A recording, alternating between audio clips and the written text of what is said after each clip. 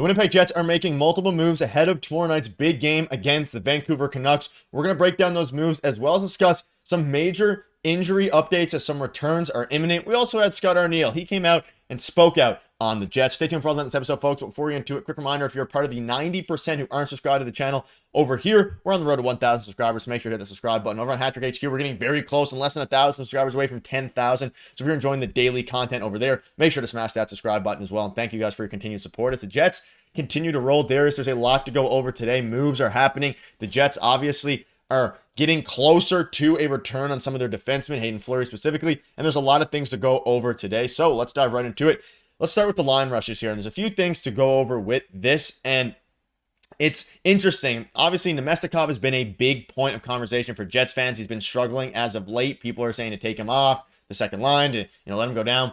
So the line rushes, we'll start with the forwards, then we'll get to the blue lines. So the forwards are Scheifele, Connors, Scheifele, Velarde, Ehlers, Larry Iafallo, Niederreiter, Kupari, Perfetti, Morgan Barron, Gustafsson, and Toninato. So a bunch of different pieces coming in here. We're seeing Toninato in, we're seeing Gustafsson, Kupari is up on the third line, and Nemestikov, Appleton, and Miller are not skating. And you do see, we'll get into the blue line in a minute here because it's actually a pretty important update there. But there is some interesting moves and changes for Scott Arniel.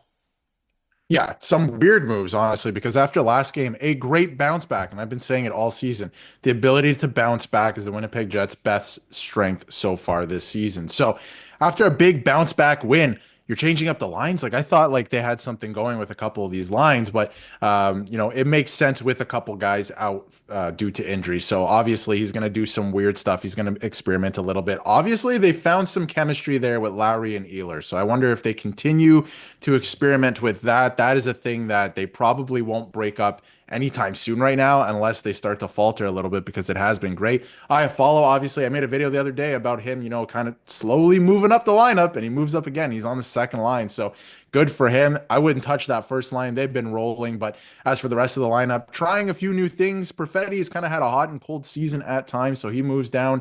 And again, Iafallo, I think that he's earned a bit of a promotion, if you want to call it that, and just the dynamic of that line.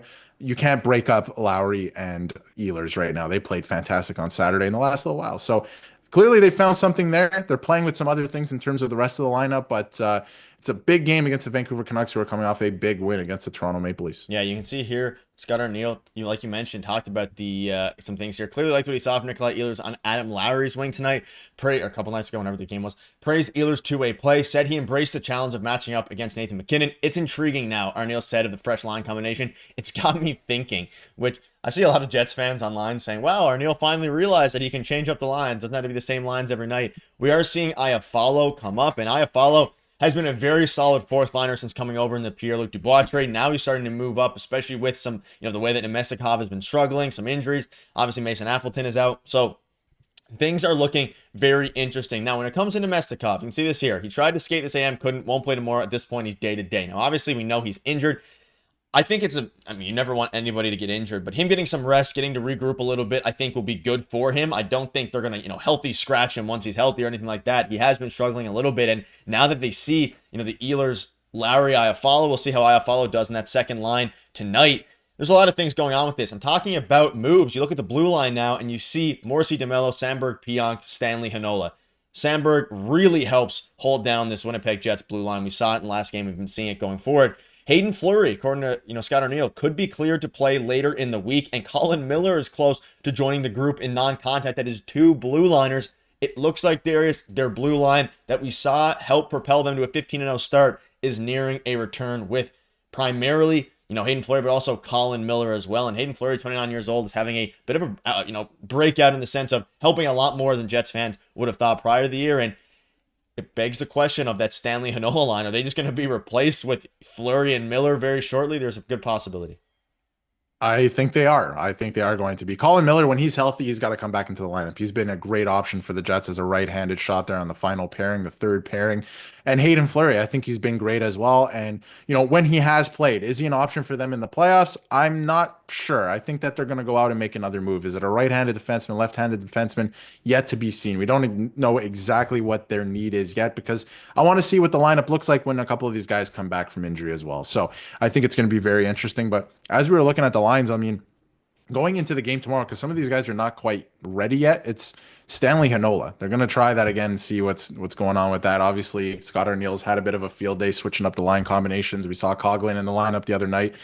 He comes out now, it looks like, against the Vancouver Canucks. So pretty interesting there. And again, I think Hayden Fleury has looked good at times this season. Colin Miller's been great, right? So when he's healthy, he should be back in the lineup. So it's interesting. It looks like they're nearing a return. Not quite there yet, but I think the Jets are about to get some much needed help on the back end. And even though they don't have them in the lineup, they've still been playing well. Yeah, playing very, very well. And maybe they'll be able to give, you know, Eric Comrie as well whenever he gets back into the game some support, because he gets no support in front of him, and obviously he's not going to play tomorrow. You see this here, NHL Jets, the Jets are trickling on the ice here. They have 3 games this week to wrap up an 8-game homestand, 2-1-2 so far. Vancouver, Seattle, Calgary, Thursday, Saturday, or Tuesday, Thursday, Saturday. So Vancouver, an okay team. They're coming off a dominant win against the Leafs. And then, of course, they play the Kraken and the Flames, 2 mediocre teams there. So they should be able to take care of business, hopefully win all 3. And regarding Hayden Fleury, again, he shed his non-contact jersey. He's in a regular sweater for the first time since his injury. Once he returns, Winnipeg will have 8 healthy defensemen, with only Colin Miller still sidelines, crowded blue line.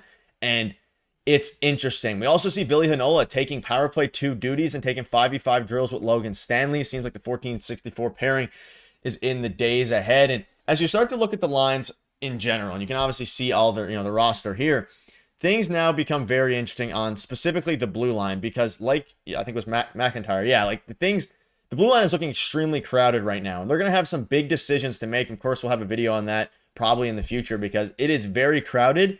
And the trade deadline is approaching as well. Still a couple months away. But as they start to pursue other options, I mean, Scott Arniel is putting this lineup in a blender so much that it almost makes the targets a bit less obvious. But the blue line is going to be crowded here, Darius, and they're going to have some big decisions to make surrounding specifically Ville Heinola and Logan Stanley, because some fans are saying, it might be time to move on from Ville Heinola, give him a chance on another team to help kind of resurgence his career. That's not a word, resurgence, but to kind of make his career better, because at this point with the Jets, it seems like it's on a downward trajectory and has been for a while. Whether that's lack of playing time over the past few years, it's not an excuse anymore. He hasn't been good enough. Unfortunately, I think he just has never gotten the opportunity that he's needed to flourish at the NHL level, right? He just hasn't been developed properly, whether that's the Jets problem or the players problem, because he's had to deal with a lot of injuries, right? Like, who's to say at this point? It's been a bad mix, right?